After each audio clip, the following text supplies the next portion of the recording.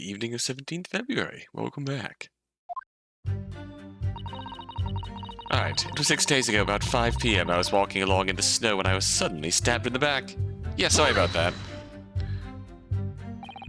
I'm well acquainted with that case. I'm sorry you had to go through that. It was awful. I still can't believe I was unconscious for so long.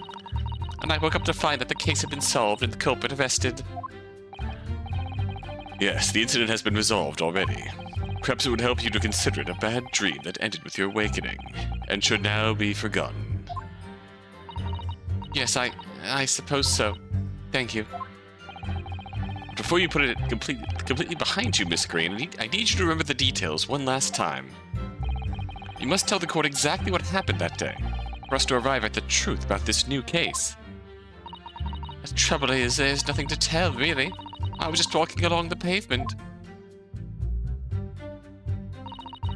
Coincidentally, it happened to be just outside the house where the men in this case have their lodgings. Hold it! What were you doing there that day, then? What do you mean? The art school you attend, what's it called? Ah, yes, it's the Thorndike Academy of Fine Arts. According to Mr. Sholmes, that's just in the vicinity of Brixton Road, which is some 10 stops away from the scene on the underground. I believe you mentioned before that you also live on Brixton Road, isn't that right? So then why would you have been walking along Briar Road in the middle of East End? Well, it's because, oh, yes, of course. I thought it might make a nice picture. The witness is a student of art. City-dwelling artists can't all paint grand urban vistas. That's right. I happen to like the crumbling look of that part of town. Perhaps quaint would have been a less, grating term. The point is, she's definitely hiding something. Yes, it seems she's not going to be forthcoming with the truth. She's trying to hide why she was there that evening. It must mean there's a reason for her not wanting us to know. That's the key to this. And you, Mr. Shamspeare, on the evening of the incident 6 days ago. Would you tell the court exactly what you were doing? It would be my pleasure, sire.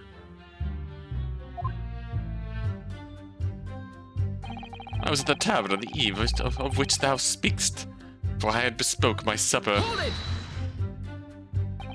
A tavern, you say? Which one? 'Twas the Slug and Salad where I did tarry. 'Tis a jewel in the East End.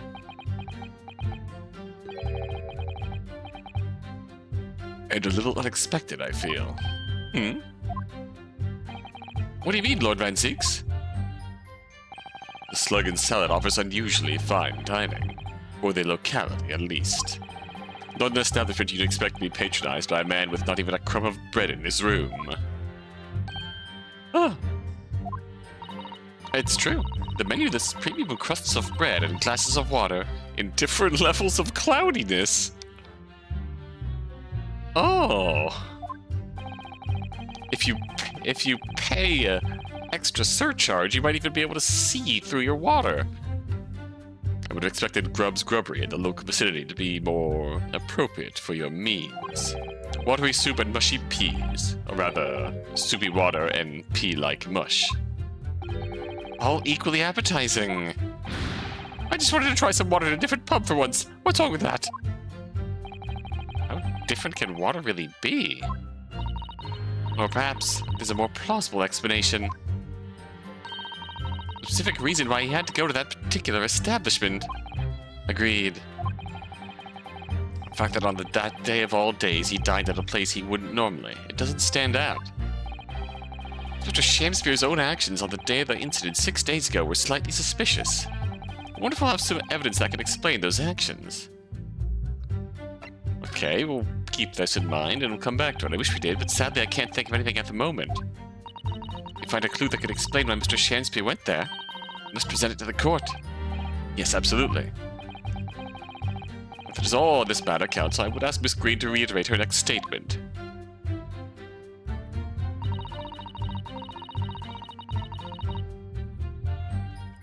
This is also a lie. Or might not be a lie. What little matter, Miss Green? Please elaborate. It was nothing, really. It's not worth mentioning. If you remember, you mentioned it to us yesterday at the hospital. Ah. It was related to the cards you were holding. Miss Green!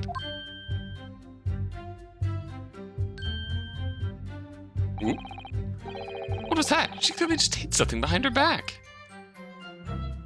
Yes, my memory is coming back to me now. From memory, I believe the card contained a note that read, I have information regarding the death of Duncan Ross. What does that matter? This has nothing to do with Duncan. You recall. Excuse me.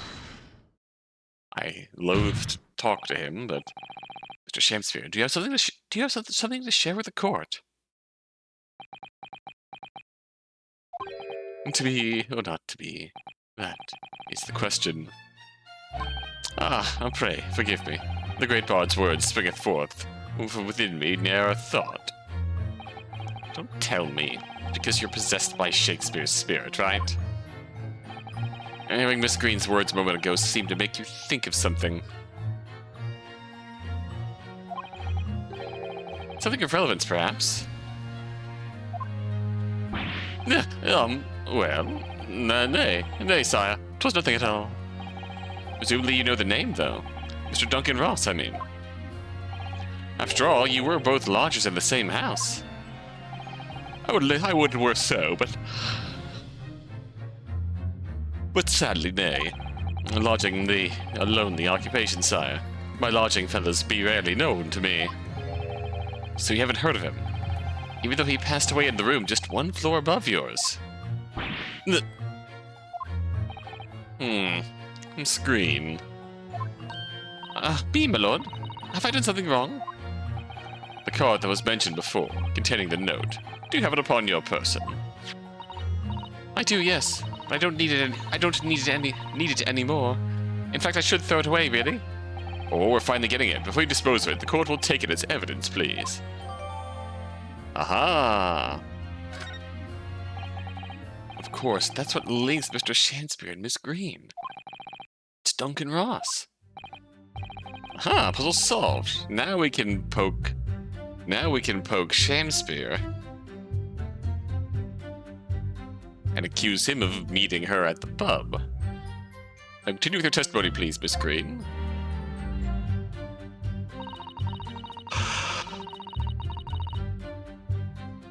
You knew nothing of this business, fair enough.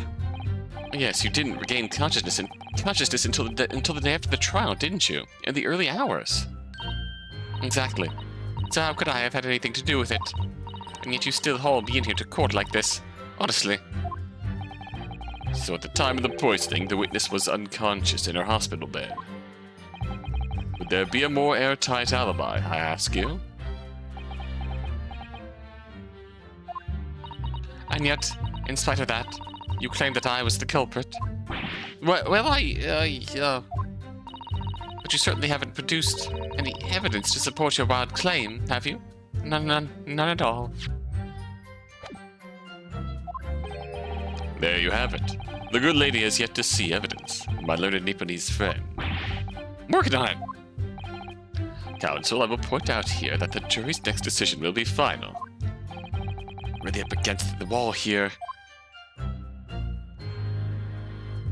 Oh, Mr. Naruhodo, you pursued Mr. Shamspeare wonderfully there. It's worked out well, hasn't it? We have a new clue at last. Alright, now I need to pull off a really insightful objection somewhere. Well, as you've managed to expose this promising new angle, I wonder if you should perhaps try to develop that. Ah, yes, of course.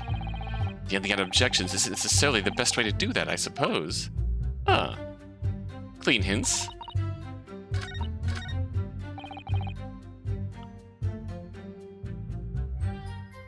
Hold it!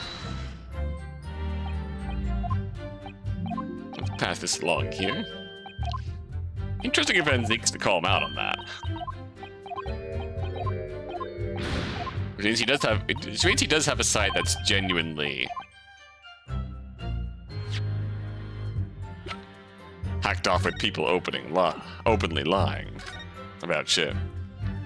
Whee! The envelope has been ripped open rather carelessly, hasn't it?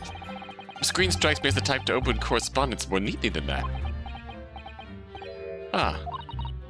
What is it? The way the envelope is torn. I'm almost sure I've seen that envelope, that exact shape, somewhere else before. Somewhere else? Oh, you don't mean... You thinking of this piece of evidence, Mr. Naruhodo? Exactly, that's it. I'm trying to match them up. They go together perfectly.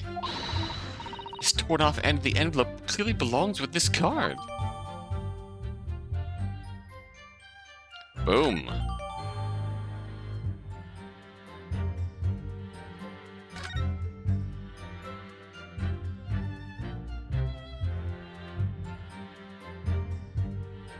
Can we read the card?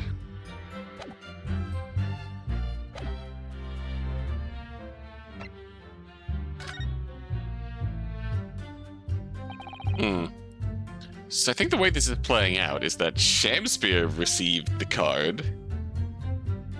So you know what? Here's what happened. Shamspeare received the card, went to the Slug and Pony.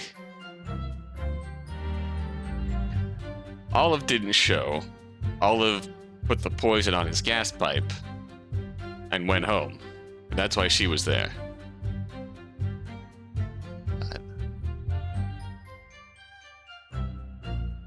Curious.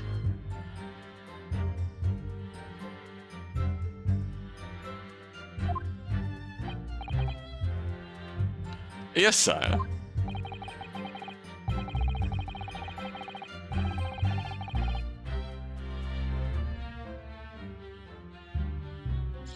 The day in question, is it not the case that you visited the Slug and Salad, a place you don't normally patronize, for a very particular reason?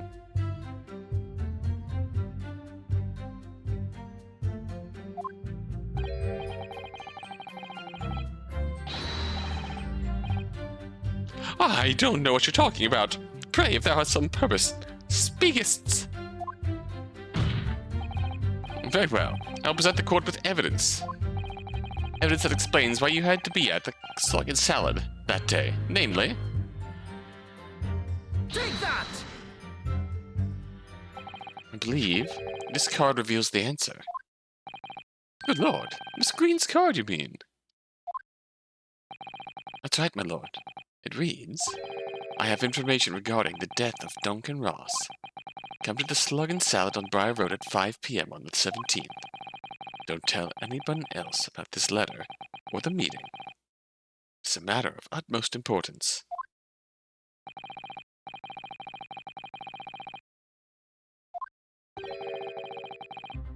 Oh.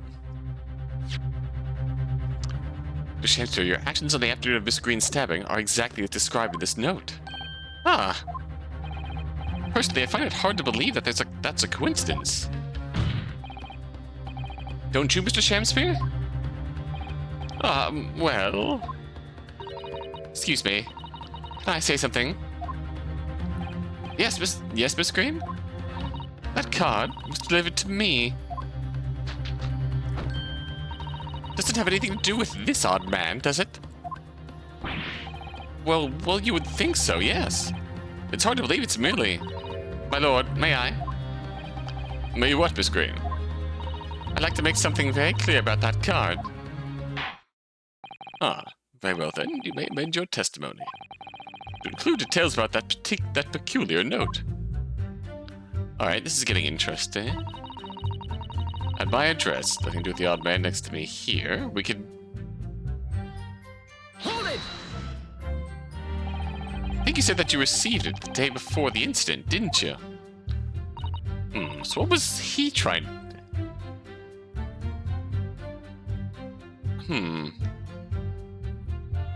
Yes, that's right. There appears to be no indication of the sender's name or address on the envelope. It was in my letterbox, and that's all I know, I'm afraid. I have no idea who sent it. I have information regarding the death of Duncan Ross. Who is this Duncan Ross, please? A friend of mine. Attended the same art school I do.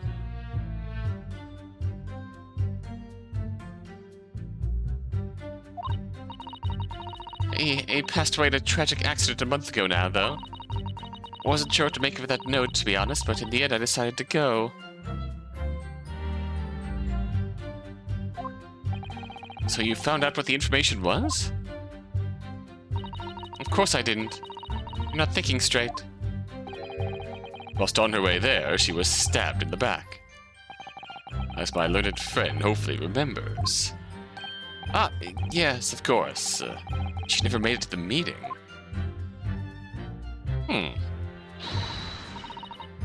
Oh, same text.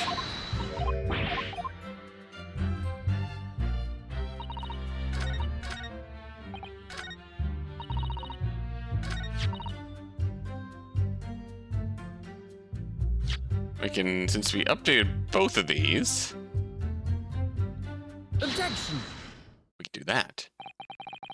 The day before the incident, exactly 1 week ago now, this note was delivered to your address. Upon carrying out the instructions in the note, you found yourself in the hospital. Yes, I did. It's terrible, everything that's happened to me. Yes, it is terrible. If it's all true, that is. What do you mean? Miss Green, have a look at this, please.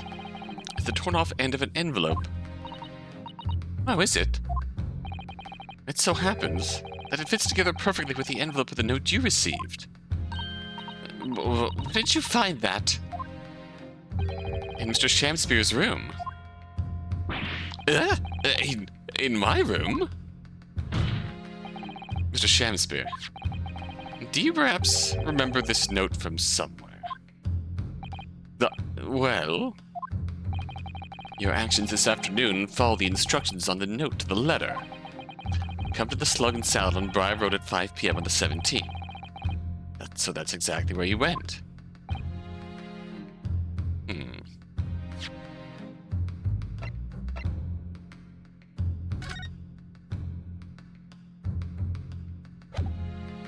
Yep, the 17th is when this happened.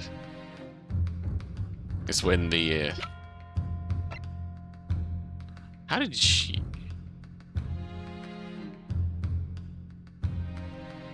Did he pick it up off of her when she got stabbed? When she got stabbed by the Garradib kerfuffle.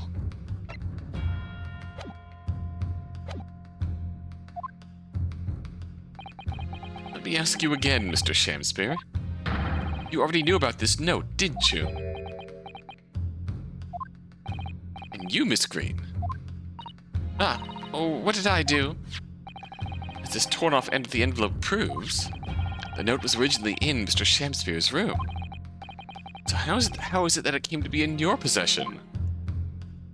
I don't have the first idea. I'm just a fledgling artist, after all. I mean, we have a clue of how it got in. We can easily explain how it got into Shamspeare's possession, but not how it got back into hers.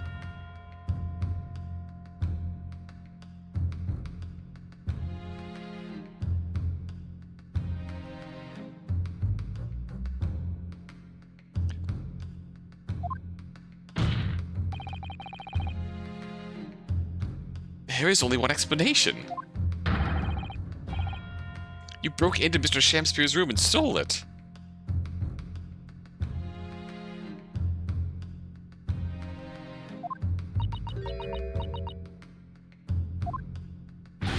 You did what?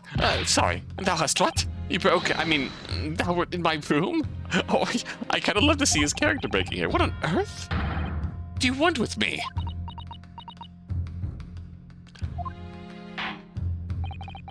It would seem that both witnesses need to testify again. Oh. Miss Green? Yes?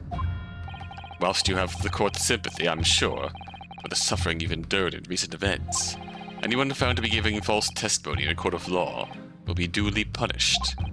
Please bear that in mind. Yes, I know. Very well then, witnesses, you will give formal testimony again now, on the subject of this curious anomaly regarding the note Miss Green claims to have received.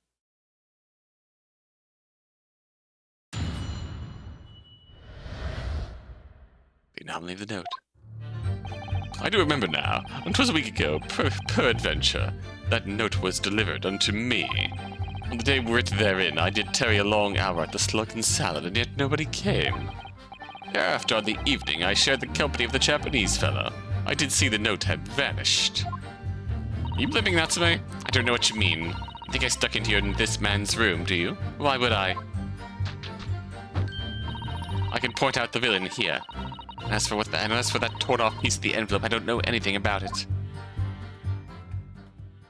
Yeah, it's just thus modifying my original conclusion.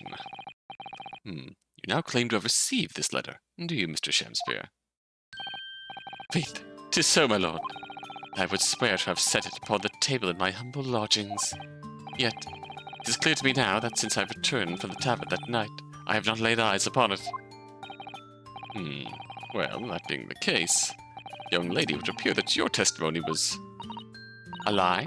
Is that what you think? Oh, unfair of you to think I'm the one lying. I beg your pardon? I'm just a fledgling artist, as I said, and fledgling artists don't lie. That note was delivered up to me at my address. Besides, we all know who the liar is around here is. That's true, Miss Green. How do you explain the facts? This part of the envelope was, without question, found in Mr. Shamspeare's room. I don't see why I should explain. Sorry? I'm a fledgling artist. My job here is to just say what happened, that's all. It's your job to give the explanations and the proofs. You, the fledgling lawyer.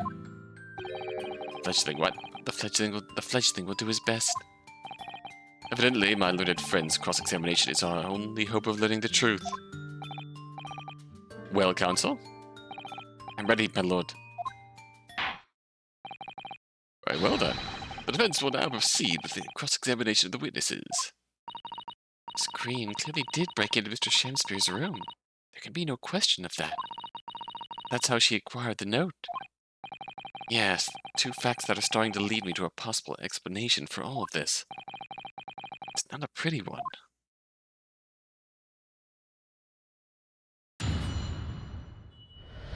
For all the odd and seemingly disconnected places this case seemed to go at points, one, it was still intriguing, and two, this is the point where all of that comes together.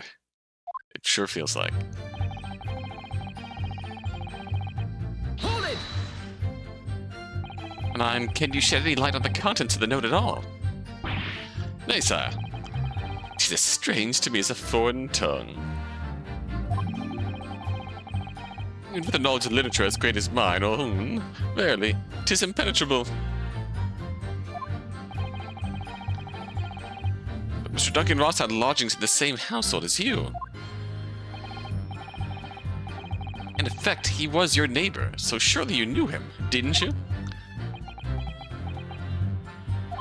Alack, if the choices be twixt I knew him and I knew him not, then 'tis with foreboding that I be forced to declare we were by some small measure acquainted. Despite your claims, though, you followed the note's instructions and went to the Slug and Salad. Presumably that was nothing to do with your knowledge of literature. Marry, naught will have the better of me, sire, save for the lure of curiosity. So 'tis true, I was compelled by mine own eager heart to betake myself to the tavern. Yet in the end, my curiosity was not satiated.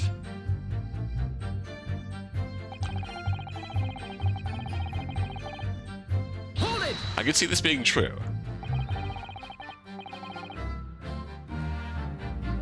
So even after waiting for an hour, nobody appeared. Well, yes, sire. 'Tis as thou sayest. Really? You paused for a moment before you answered. In truth, when thou asked whether nobody appeared, I did suddenly recall. Really? Do you mean to tell the court that somebody did appear after all? I was not alone that night at the Slug and Salad, my lord. No, it is returning to me now.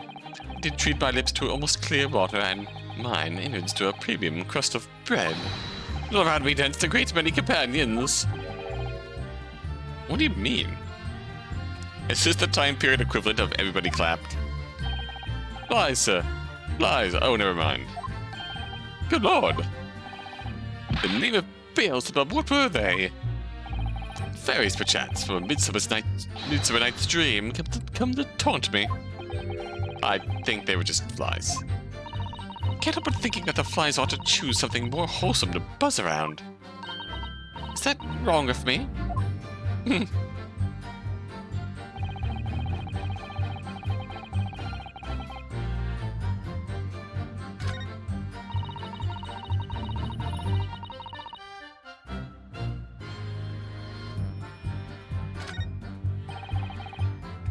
Hold it! What exactly did you notice it had gone missing? Such idle thoughts ne'er occupy my mind. I'm busied with greater ideals. In other words, you didn't notice. Several days passed between your outing to the tavern and Mr. Natsume's visit to your room. Yes, it would appear that the note disappeared sometime in that interval. Such idle thoughts never occupy my mind. I'm busied with greater ideas. And yet, during that time, Miss Green was comatose in the hospital, was she not? Clearly then, she could not have been stealing things in Mr. Shamspeare's room. Yes. Yes, of course. It's all some sort of misunderstanding. Isn't it, Mr. Prosecutor, sir? You have so far failed to give a satisfactory explanation as to how you came by the note. I am not here to advocate for your defense, madam. I won't tolerate inconsistencies in your story. You would do well to remember that. Oh, dearie me. What's Lord Van Zieg's getting at? He's suspicious. Hold it! It seems that this note was actually delivered to Mr. Shamspeare about 1 week ago. Oh, and does it? For some reason, it ended up in your possession. I can't think of any way that could have happened, except for you breaking into Mr. Shamspeare's lodgings. Objection! But for what reason would the witness have done that? I won't deny that Miss Green's possession of the note would appear to defy logic. However, until and unless her involvement in this case can be proven in some other way, bang. Any further pursuit of this note is meaningless. So now he is being an effective prosecutor. Very much stonewalling us, but... Miss Green could only come to be in possession of this note by stealing it from Mr. Shamspeare's room. And yet, there's no obvious reason why she would have done such a thing. What if there was some other reason she broke into his lodgings, though? Yes, we should pursue that idea, Mr. Naruhodo. We're close now. I can feel it. We're close to a breakthrough.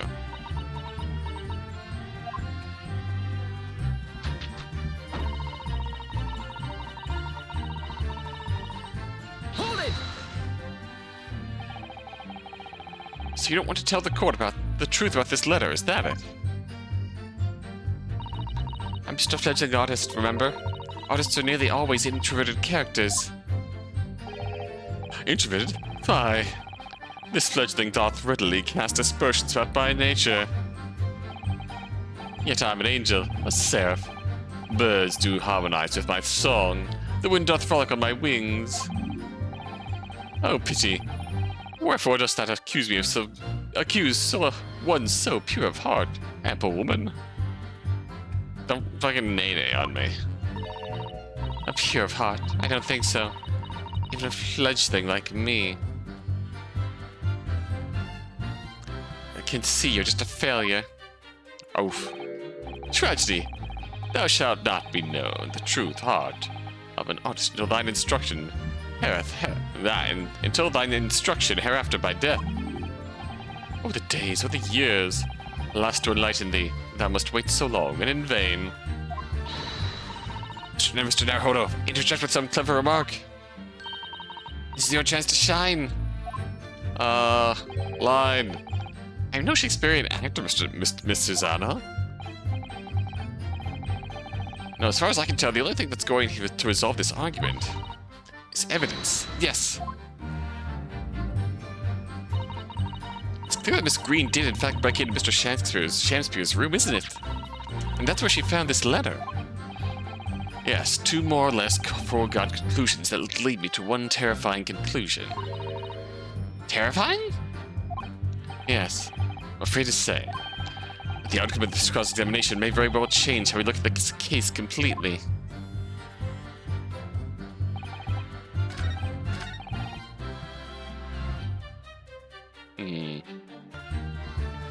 So if you remember, there was a point here when they mentioned we should pursue a route, reason why others would do it. And that's where this comes in, doesn't it? Objection! False, it doesn't. Ha! I'm a fool. My lord, there are very clearly grounds for being suspicious of that last statement. I'm sorry, counsel, but I fail to see why. Well, you know, I was just playing devil's advocate. Yes, you do appear to have something of the devil in you, Mr. Naruhodo. Hey, this is the man merrily dishing out penalties. Hold it! Objection! Defies logic. Her involvement in the case can be proven in some other way.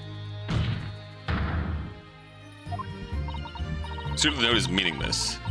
Stealing it from Shamspeare's room. No obvious reason why she would have done such a thing. Some other reason she broke into his lot. Okay.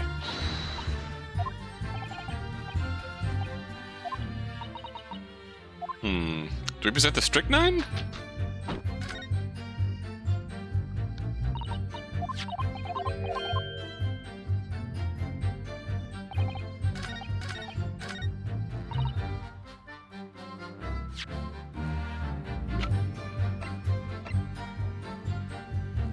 Objection!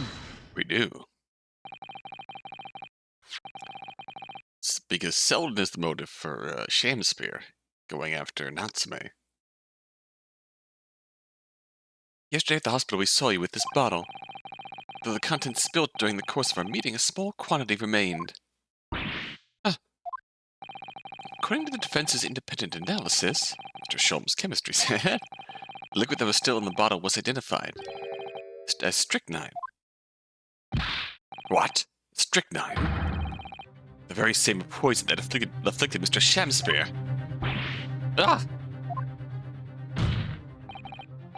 Miss Green, you broke into this man's lodgings. For one reason and one reason alone. To cover the end of the pipe that feeds the gas lamp into Mr. Shamspeare's room with poison. Can this be? You broke into my room to... We seem incredible to the court. But from the remaining clues, there is only one logical conclusion that we can reach. The person who attempted to take Mr. Shamspeare's life with poison was you, Miss Olive Green. Oh dear, oh dear, oh dear, oh dearie, me! Oh, oof.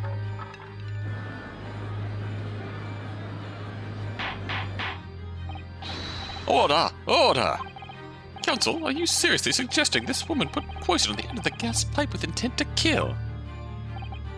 Yes, my lord. There's no other way to explain the facts. But Miss Green did indeed set this odious trap 6 days ago. The victim has put his mouth to the pipe that very evening as expected. Attempted murder would have happened 6 days ago, surely. Well... It's a very good point. Perhaps not, my lord. Beg your pardon? Huh? There was a significant police presence in the area that evening on account of the incident on Briar Road. Local residents were being interviewed throughout the night as part of ongoing inquiry. A circumspect criminal would likely have chosen not to carry out any wrongdoing at that time. Lord Van Zeeks? And of course, the following morning there was more activity at Mr. Shamspeare's address. More activity? Yeah! Me and his fellow lodger, Mr. Natsume, being arrested on suspicion of murder. That's right, as the defense had already proposed. Mr. Shamspeare was meddling with the gas in the pipe for a very sinister reason himself. To cause the gas stove in Mr. Natsume's room to go out, thereby asphyxiating the occupant.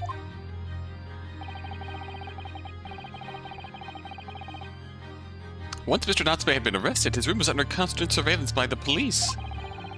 In the circumstances, Mr. Shamspeare had no reason to blow air into the gas pipe. And yeah, plus if Natsume went down for the crime, then Shamspeare wouldn't need to do it at all. His intended victim being in a prison cell. The need to tamper with the gas pipe removed, the poison on the pipe lay dormant. And then, 3 days ago now, the situation changed again. Right, Mr. Natsume's trial, which took place here at the Old Bailey, came to an end. A trial in which the man stood accused of stabbing Miss Green in the back, but was duly acquitted. It resulted in Mr. Natsume returning to his lodgings for the first time in 2 days. That very night, his gas stove mysteriously went out, and Mr. Shamspeare was mysteriously poisoned.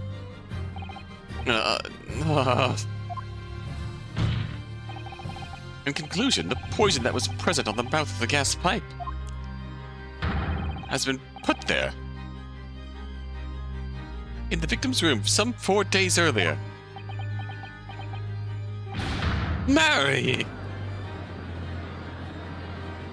Oh my god, she's on a box. That is amazing.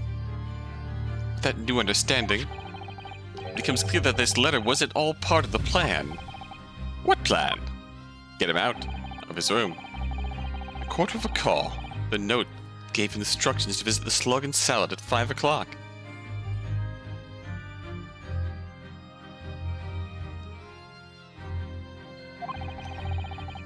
And that the recipient should tell nobody else. The reason for those instructions are now clear. To ensure that the lodger would not be at home at the stated time. To make sure I wasn't home? Exactly. While you were out, Miss Green could safely slip into your room, knowing that she wouldn't be disturbed. You mean to say that letter was written by Miss Green, yes. In order to cover her tracks, she took it away with her when she left. Just after she smeared poison over the mouth of the gas pipe in your room.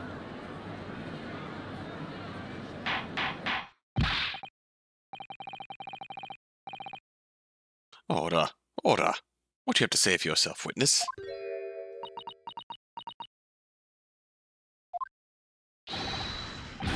Just who are you? Why did you try to kill me? Miss Green's motive should be obvious.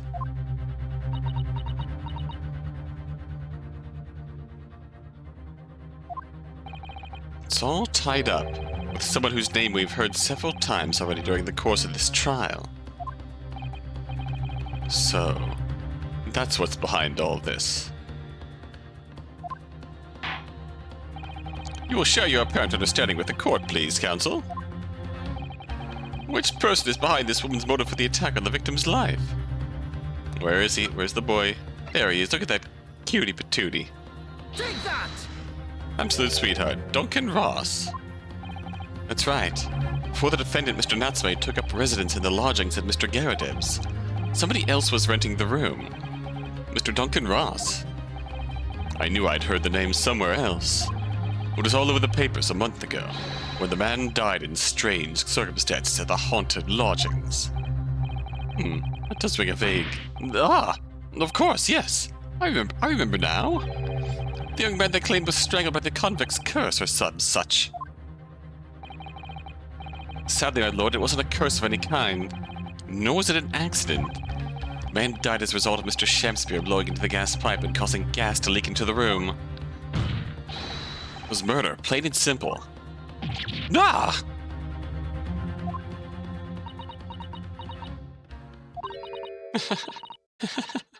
Well, What do you know? The world is so unfair. Curses, curious deaths. That's all people care about. It's an interesting story they want to know. It doesn't cross their minds that real people are involved.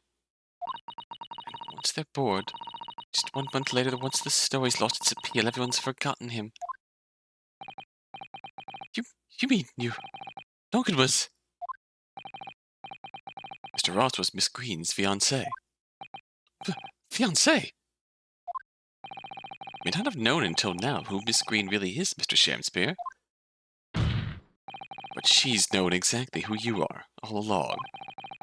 Because you're her sworn enemy. The murderer took the life of the man she was to marry. Why, marry? Miss Green, is it not the case that in order to exact revenge on Mr. Shamspeare, you smeared poison over the end of the gas pipe?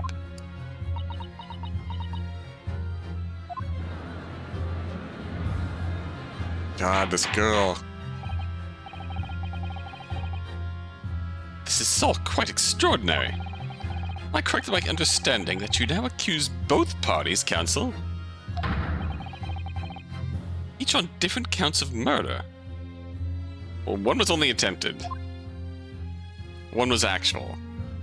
Shamspeare's crime is worse. Yes, my lord. Shamspeare also gets an extra count of attempted murder. Shamspeare wins in the murder department. He goes to jail harder. Yes, my lord, that's correct. In flailing so deeply, it appears that my fledgling learned friend has taken in a lungful of dubious gas that's causing his judgment to be clouded. What? Why would Mr. Shamspeare have wanted to kill these lodgers, as you say? You have completely failed to provide a motive to substantiate your accusation against him. Yes. That's right, Mr. Reaper, my liege. I have been slighted. 'Tis lies, all lies. I deny every utterance. And you'll have to forgive me, Mr. Naruhodo, sir. But I don't intend to admit to anything either. Miss Green. I'm sure you'll think I'm being very rude, but I'm not going to be sent to the gallows for the likes of this scoundrel. Objection. But you broke into the man's room. You didn't do it to smear poison on the pipe. What was your reason?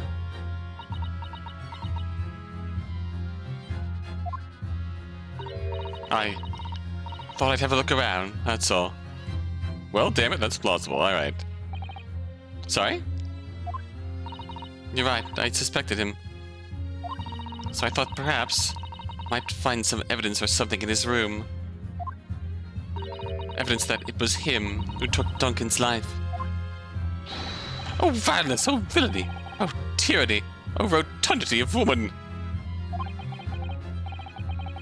One, rude, but two, that feels like a very Shakespeare. That feels like a very Shakespeare core line. But in any case, whenever I leave my room, I do turn the key in the lock. That whole place is falling apart. The locks on those doors are no different. Duncan showed me once how to unlock the door with some terps and a piece of wire. Oh, awfulness! Oh, artfulness! Oh, tyranny! Oh, profanity of woman! We will consider your trespassing on some future occasion. But for now, tell the court what you found, what evidence your search revealed. Well, I spotted the note that I'd sent him lying on the floor. I went to pick it up, I noticed something. One of the floorboards was loose. Underneath it, I discovered a secret hiding place. Ah!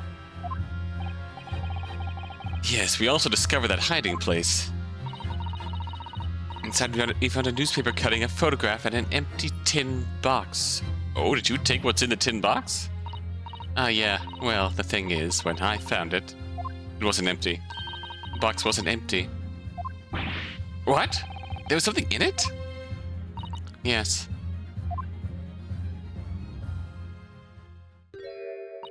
This rather nice key. Ah! Whoa, that smirk. What are you doing with that? What the? The ounce of color has drained from his face. Give it here. Give it to me now. It's mine. I inherited it. What was that, witness? What did you say? You inherited it? Well, no, hi. Oh, okay, this is getting spicy. What's all this about? He inherited that key. It was obviously important to you since you'd gone to such lengths to hide it. So I took it. Don't know what it's for, but you took something precious from me. So I took something precious from you. So what if it means you can't open something now? I don't care. Give it back to me. Give it back this minute. Give it to me. Calm yourself, witness. I'm gonna say one of the things that I was told beforehand is that this case was more...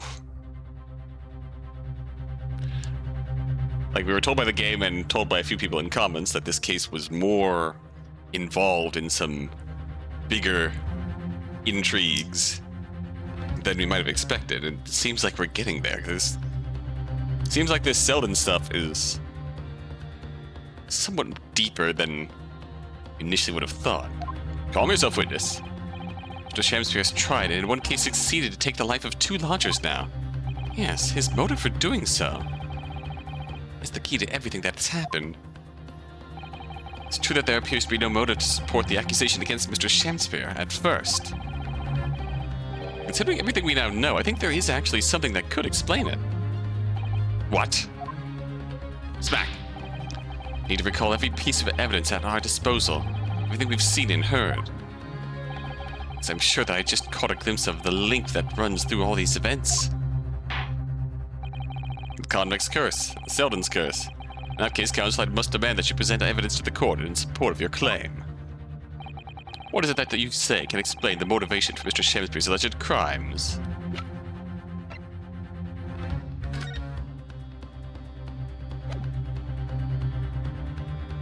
Take that! That's an official police report, is it not? The Selden file. How did you get hold of that? Selden? Oh, that look. That's a new look.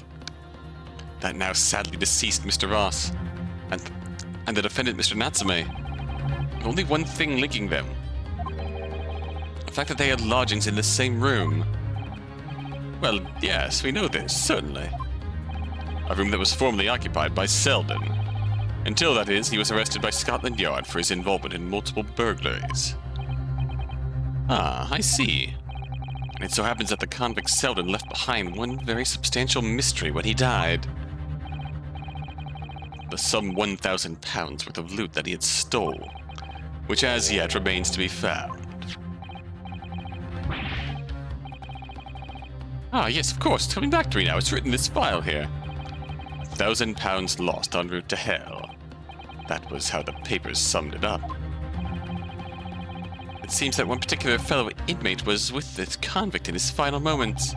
It's not hard to imagine Selden entrusting that inmate with his closely guarded secret, the location of the stolen loot, and perhaps a key to unlock whatever container the valuables were in. You mean this key is... Mr. Shamspeare, it was you, wasn't it? You were at the capital offender's side when he died, were you not? What are you talking about? That's a false charge, I tell you. A false charge. The name of the inmate who was with Selden at his death isn't noted in this file, but a simple telegram to the prison where he died would quickly tell us about how false this charge really is. But even if it's true, why would the man be so intent on killing every subsequent occupant of the convict's lodgings? There's only one explanation for that, my lord. It was in that very room that Selden hid his loot.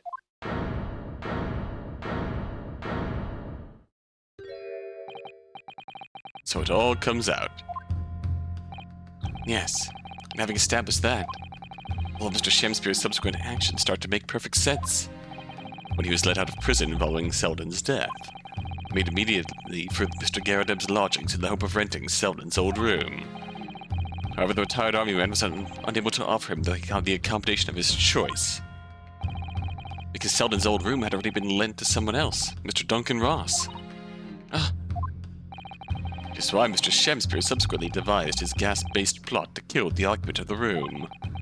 When he was successful, he presumably intended to inquire about switching into the newly vacant room.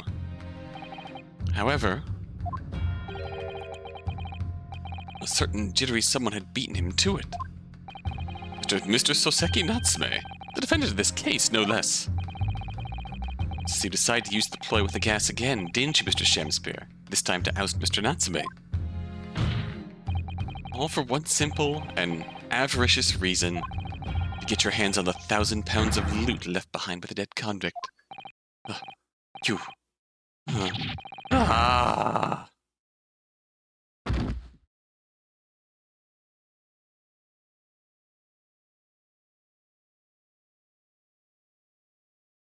Looks like I'm gonna snuff it before they get to stretch me neck. Listen, I want you to have me loot.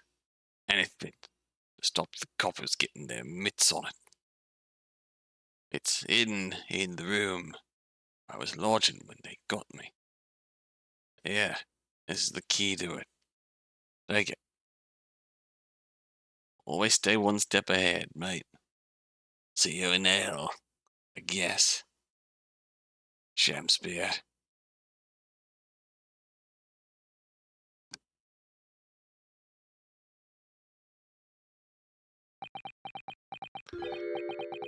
It's mine. What did you say? It's mine. Loot. It's mine. I'm afraid to see what he then looks like when he gets out. Ooh, boy, someone's unhinged. Mr. Shamspeare. It's all lies. I don't accept any of it. Why should I? After all, you don't have a shred of evidence. You can't prove I killed that fella. Forsooth, I'm the victim here, remember? Is that right, ladies and gentlemen? If I don't admit to it, there's nothing you can do. You can't arrest me. For the time being, anyway.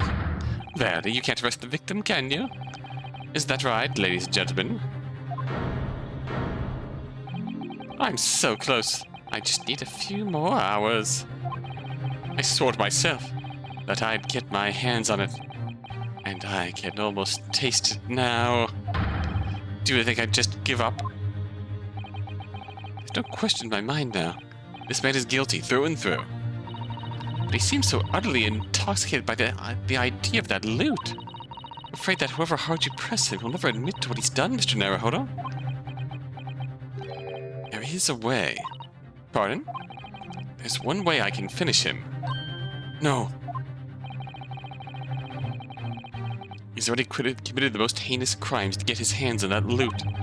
Which means all we need to do is find it first. A fine plan. Were it not for the fact that the police thoroughly searched the room following the death of Mr. Ross. If it's there at all, it must be very well hidden indeed. That conclusive evidence I certainly cannot rule. If only there was some way we could find the convict's loot quickly. This is the final piece in the complex puzzle. I think we might have it in our possession already.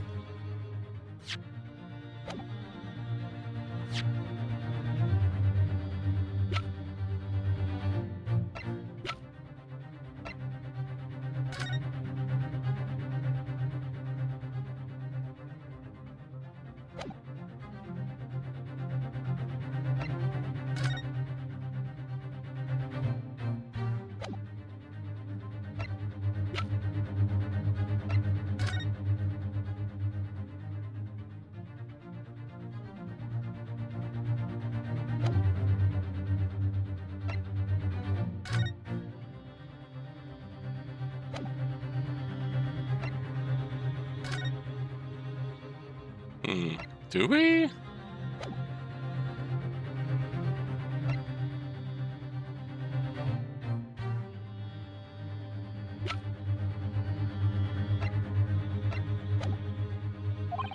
Rather, I think we may well have something that can help us find where the loot is hidden. My lord. Yes, counsel? The defense would like to make a proposal about how to find the late convict's hidden loot. I believe we are already in possession of something, that could give us a clue as to its whereabouts.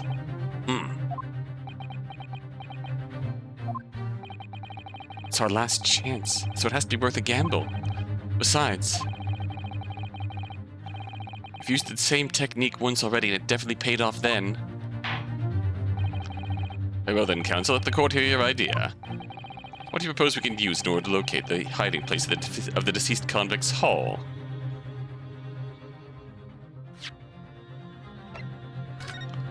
I bet.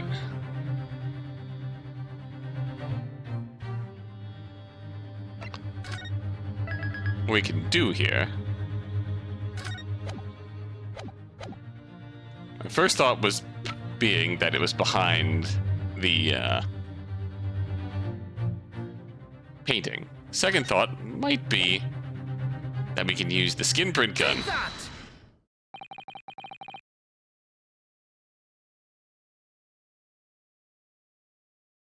If I'm not mistaken, those are Mr. Shamspeare's handprints on the wall of his lodgings. That's right, my lord. I suppose as a result of the defense's independent investigation of the scene. Based on a wonderful new discovery in the field of forensic science by the great detective, Sheriff Mr. Sholmes. A great detective? Is that some kind of joke?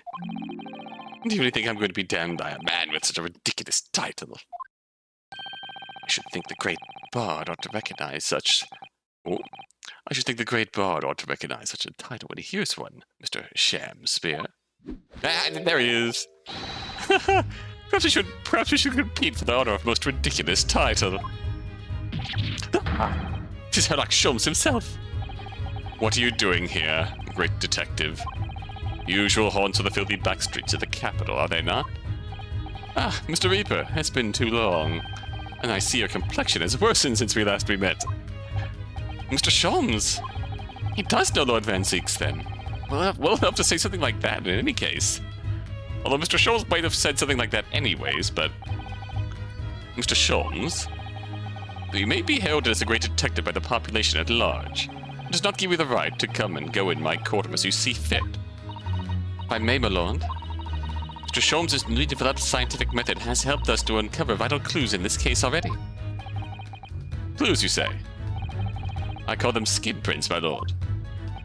The method identifies every location touched by an individual under scrutiny. It's the method by which we were able to ascertain this gentleman's gas pipe activities. You need only a small sample of something that the individual has previously touched to make an indicator solution. In your case, sir, I used the teacup you have been holding. Elementary. So now, Mr. Naruhodo. Yes? What am I to use as a sample to make the indicator solution this time? Thank you for offering to help, Mr. Sholmes. When the convict's arrested, he was living in what is now Soseki-san's room. This sample to help locate Selden's loot. That's hidden in his old room. What form would the sample take? Evidence presented person.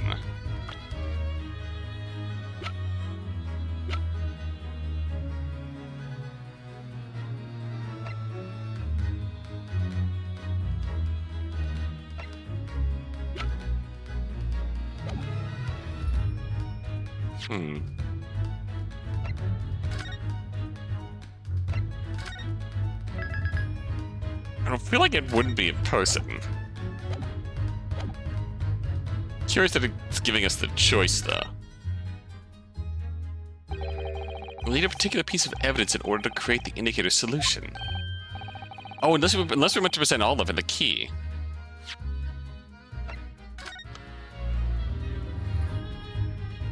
It just hit me.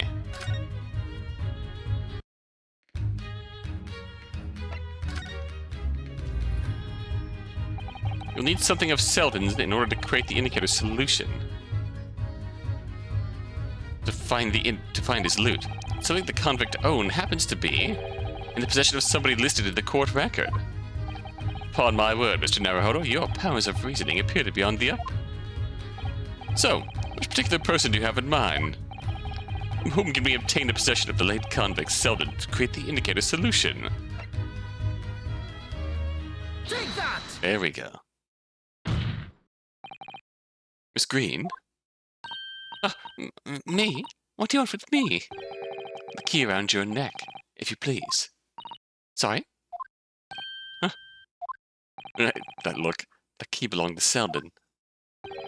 There will be remains of secretions from the man's skin on its surface that we can use. Very true. That's the sample we need. Using it, we can create the indicator solution required for Mr. Sholmes' skin print seeker. And find out exactly where Selden touched in that room that he used to write. Ah! Mr. Shamspeare is one great traitor, I assure you. If the late convict's hull is hidden somewhere in his former lodgings, I shall uncover it in no more than 30 minutes. Ah! So, Mr. Shamspeare, the truth is well within our grasp now, and as such, you'll never get your hands on Selden's stolen wealth.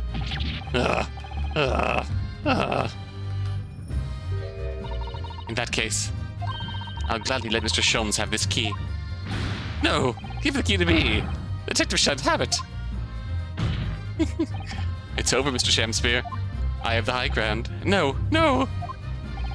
You're out of options now. There's only one thing left for you to do. Admit your guilt. Whoa. Oh, shameful spear. Despair. Be thy name, Bob.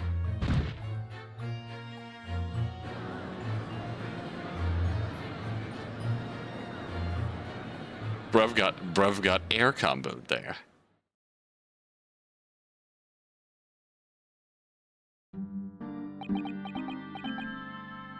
I never intended to kill the man.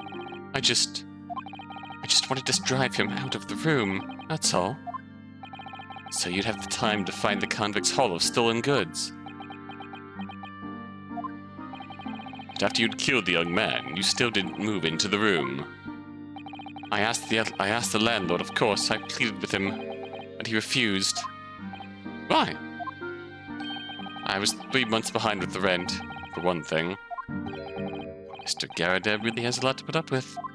And he had the gas repair work done immediately afterwards, putting the room out of action for a while. And then this Japanese man swooped in at just the right moment to sign the new lease. Poor Mr. Natsume. What unfortunate timing. Then, 5 days ago, after the incident on Briar Road when the Japanese fellow got himself arrested, I thought I'd finally had my chance, but it wasn't to be. No, the scene was sealed off and guarded by the police night and day. And if I remember rightly, Mr. Sholmes spent the whole day in there reading books. Oh, that is true. I remember that too.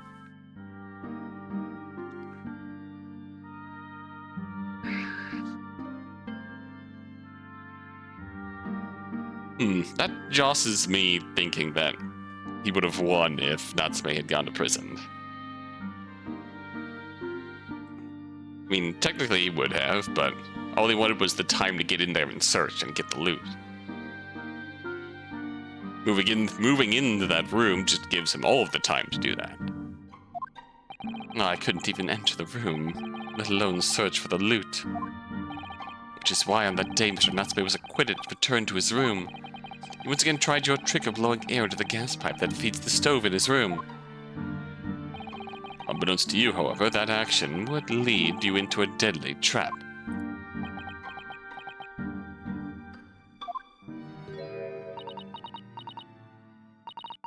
William Shamspeare. How does it go? To be or not to be? That is the question. From Shakespeare's Hamlet, Act 3, Scene 1. Let me tell you, in your case, it's not to be. That is the answer. You deserve to die for what you've done.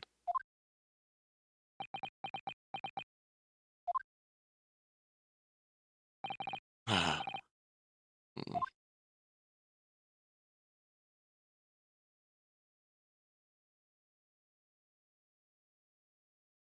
That's how you know you had a hell of a conclusion. There's not a peep. At first, I really did think it was just a terrible accident. And when we fade out into silence and all you have is just your emotions. I'll never forget our conversation that night before Duncan died. Gas supply at my new lodgings are a complete disaster, you know, Olive. The gas supply? Yeah, the stove always seems to go out in the middle of the night for some reason. That's no joke. They say it's the convict's curse.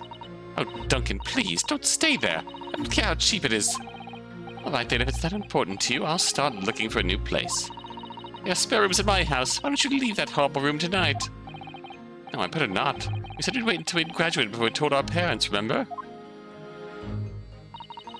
That was the last time we ever spoke. That very night, he fell victim to the gas. If I'd only known what was going to happen, I'd have insisted he left that horrible room that instant. Instead, all I've been left with is a bit of regret. I stopped going to school. Something kept drawing me back to the house on Briar Road. I saw the stooped, Eastern-looking man with a mustache coming out of the house one day when I was there. I walked up the road to Grub's Grubbery for some food, so I followed him and sat myself down next to him. He had some watery-looking soup and started to pick a quarrel with a publican. That place is cursed, I tell you. Cursed. The ghost of that convict who used to live there, trying to suffocate me. I wake up in the middle of the night, freezing to death because the stove has gone out. The room is full of gas and I can hardly breathe. The pipes have been checked. No problem there. It's like, I'm the problem. That's what they're thinking. How could that be? Duncan was gone. Now this man had almost suffered the same fate. Could it really be a curse?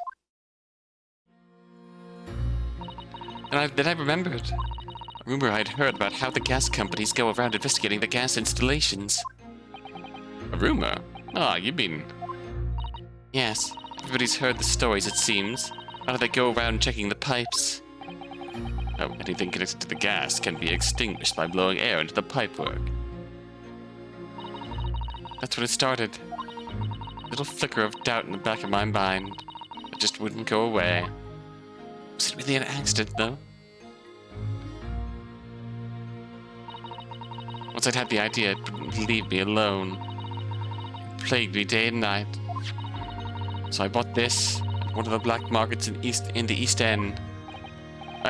Black market? I'd never been. I just heard people talk about them. And you really can buy anything you can think of there. In some ways, being able to get my hands on this so easily made me even more determined. I had to find out one way or another. Was Duncan's death an accident? Or was it murder? And your chosen method for establishing the truth was simple, but highly effective. Smear poison in the gas pipe you suspected the man of tampering with, and wait. Mr. Shamspeare is innocent, nothing would come of what you've done. But if he was guilty, he would pay for his crimes dearly.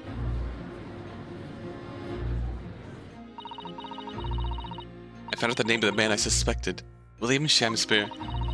Then I wrote him this little note.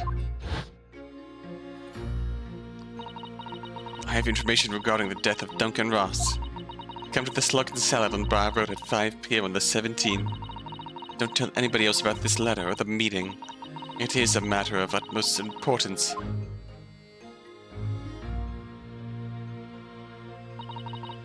If he'd done it, I knew that would worry him enough that would worry him enough so he'd be sure to go. So I waited to see if it worked.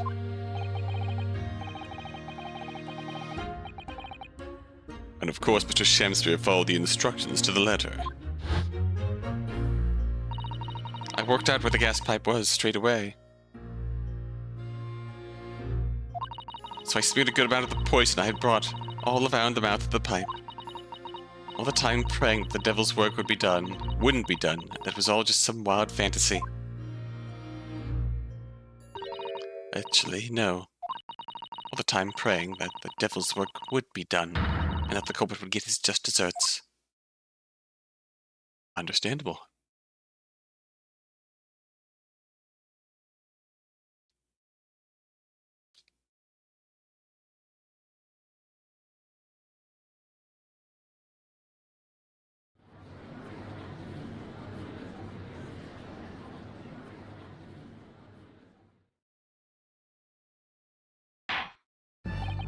3 days ago, when you were first stood in the dock before me, this whole affair seemed relatively straightforward.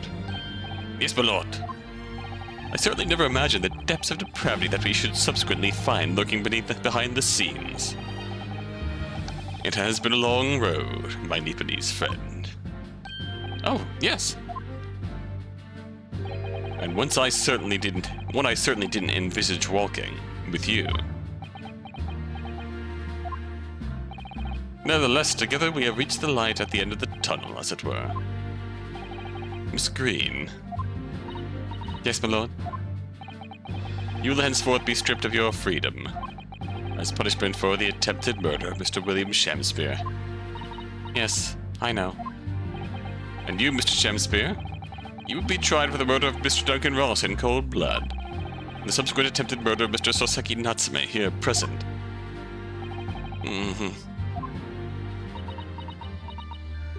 Mr. Naruhodo? Yes. Yesterday, at the hospital, when you and your friend stopped me from ending your life by drinking what was left in the poison bottle. I wasn't myself. Can't even really remember what was going through my mind. To be or not to be, I suppose. That's a question that's so hard to answer, it seems. Well, personally, I'm glad of your being here, Miss Green. Oh? I'd like to believe. That's a blessing Mr. Shamspeare didn't die when he ingested the poison. For your sake, at the very least. Less of a murder charge and more of him admitting to his crimes. That road probably would have been cut off if he had just been dead. Oh, her eyes lighting up because of you. I chose life, not death. And now you've made the truth come out at last. Oh. Really, I can't thank you enough. Oh. Oh, Miss Green. Just Soseki Natsume. Yes, my lord. The court declares that you are exonerated from all blame in this matter. Accordingly, I would call upon the ladies and gentlemen of the jury to present a verdict of not guilty. We are in full agreement, my lord. In that case, I hereby declare the defendant.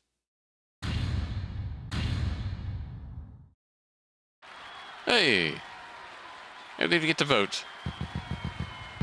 I suppose it's judge's discretion.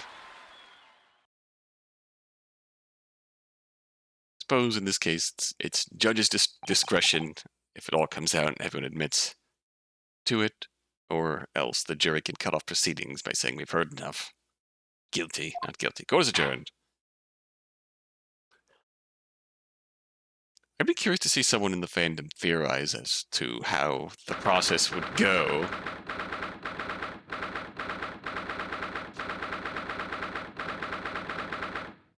Be like how the process would go if they reach a not guilty verdict and someone tries to invoke the summation examination to make the trial continue. Oh, yes, at last. Divine justice duly done! Divine justice? My dear fellow, if there were any divine justice in this world, you would shave that mustache. No, this has nothing to do with my mustache. Some say that a luxuriant mustache is a sign of physical prowess, Mr. Sholmes. Locum student, Mr. Naruhodo Esquire. Once again, you've saved me from doom. I'm very happy to have been able to help, Mr. Natsume. Congratulations on your acquittal. You're second in almost as many days. I was first acquainted with and gained affection for English literature whilst in our great homeland empire.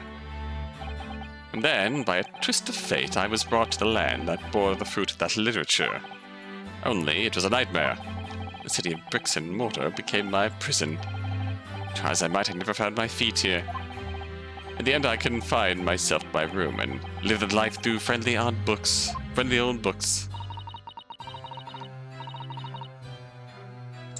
You've had such a difficult time, haven't you?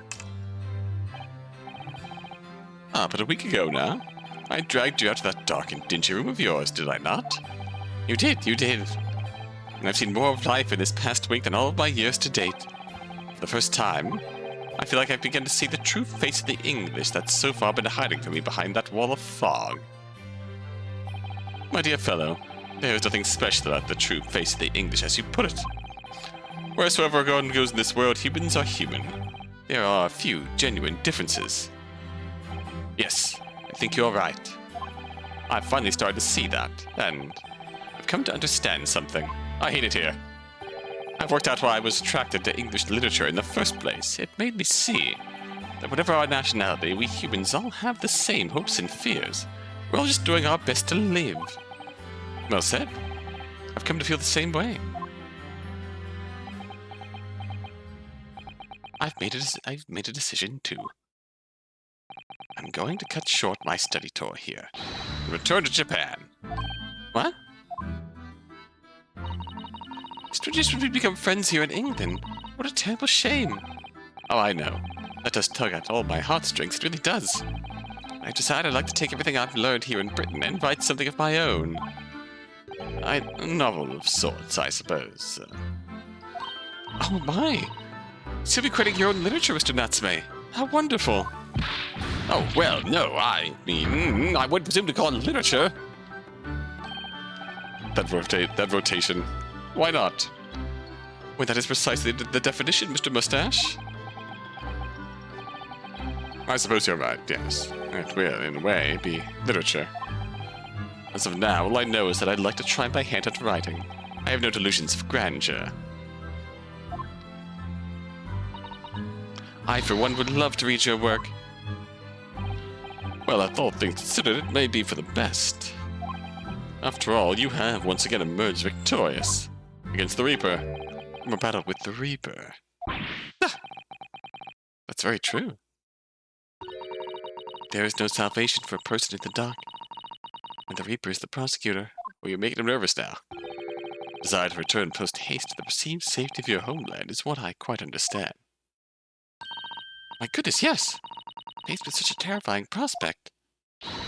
Nobody would consider that cowardly, I'm sure. But that's not why I'm leaving! I mean it!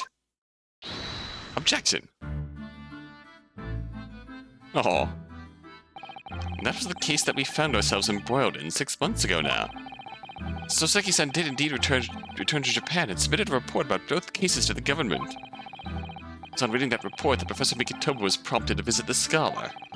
And barely any time later, Susato-san was given the news that she must return to Japan as well. In the back of a telegram stating falsely that her father had fallen gravely ill.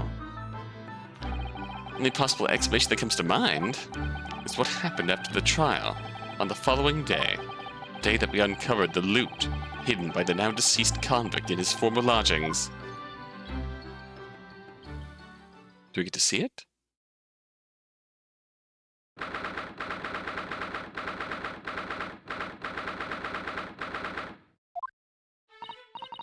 Oh, well done, Mr. Shulms. How simply marvelous of you. To uncover the secret hiding place in just one day. Was it supposed to take 30 minutes? As I believe I told you, my dear fellows, skin prints are extremely useful in such situations. Wouldn't you agree, Gregson? Gregson looks pissed. I.e., Gregson did all the work. Gregsy's been happily munching in agreement this whole time, you know, Hurley. Happily? I think perhaps humorlessly might be closer to the truth. So, it transpires the man fashioned a hiding place in the ceiling. What's in it? What exactly is the loot? Let's look then, if you're ready. Examine the late burglar's hall.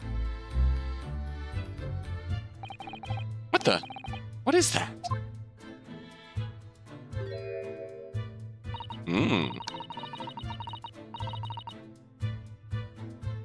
Looks to be some sort of neckband or collar. With a bee? A collar? It's huge, though. Look at all those gemstones set in it. I can see why it was claimed to be worth £1,000. Perhaps I could have taken it as a... Perhaps I could have it as a belt. Oh, have you noticed on the inside there? There's some dark stains.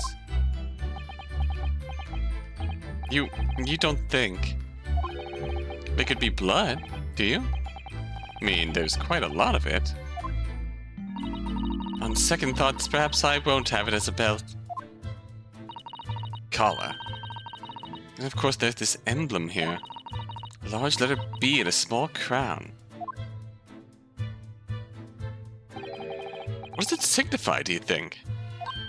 Oh, I hadn't noticed that.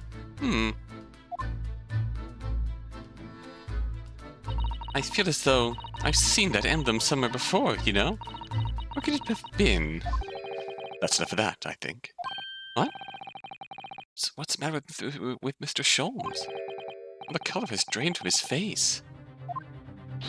Well, Inspector, I believe you ought to be taking this, oughtn't you? Could be valuable evidence, after all. Must be kept safely under lock and key. Ah, yes. Get your grubby hands off of that, you lot, and hand it over, now! Never seen a collar that large before. All those jewels certainly look to be extremely valuable. That's not what stood out the most to me. At least, not once I'd noticed it.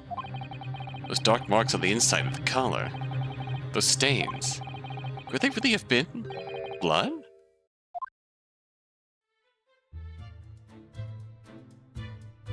Well, that was a funny case, wasn't it?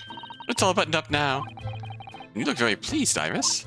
I am, because I was starting to wonder what I could use as the basis for this month's story in the magazine. This case will be perfect. It's been so fascinating. You're talking about the latest installment of the Adventures of Herlock Sholmes, I presume? The mystery of the knife in the mist, and the mustached man in the convict's curse, perhaps. I can make it a two-part story. Oh, I can't wait! A word, please, Iris. Yes? What is it, Hurley? I'm sorry, but you can't write about this case. It's out of the question. What? Why not? It's a great case. I shall have to insist that you limit yourself to the first of your two titles. The second must never be written. Is that clear?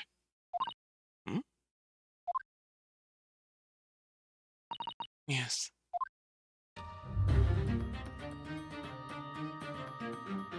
And so it was that the second of Souseki-san's cases became buried in obscurity. Now, looking back, I feel I understand. I can see why Mr. Sholmes forbade Iris from publishing the story. It would take a little longer before I saw the link between everything that had happened and would happen.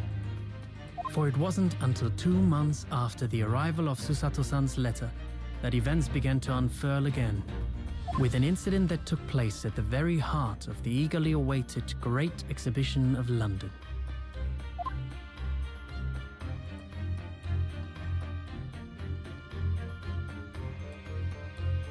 Oh yeah.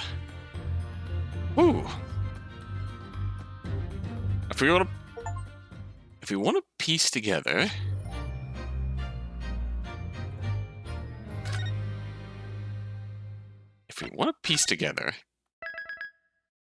the B on the collar, Return of the Great Departed Soul, which obviously means Susato-san.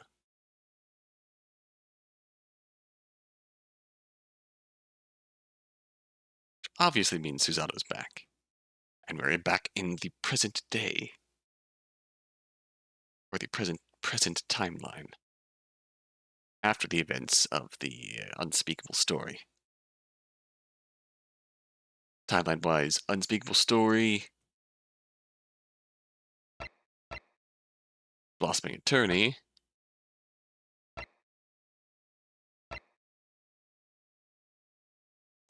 this case takes place immediately after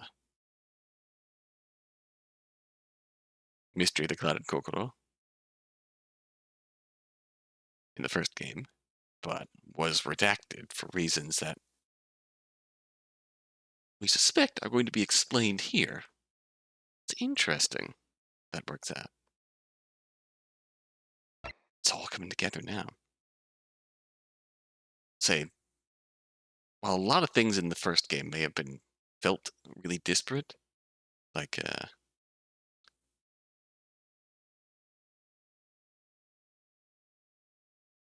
the whole state secrets, uh, the whole telegram at the end of the first game, which I believe, if memory serves me right, had Keisogi in it. That was the bit of intrigue that we were left on there. The case that Iris had written up, which was stored in the pawn shop forever, was the Hound of the Baskervilles, I believe, or whatever the equivalent was here, if memory serves. That was the story, which was called the Unspeakable Story, which Holmes strongly wanted to keep buried.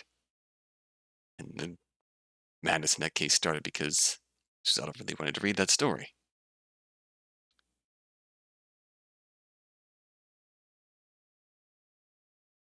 Or Susanna wanted to read that story.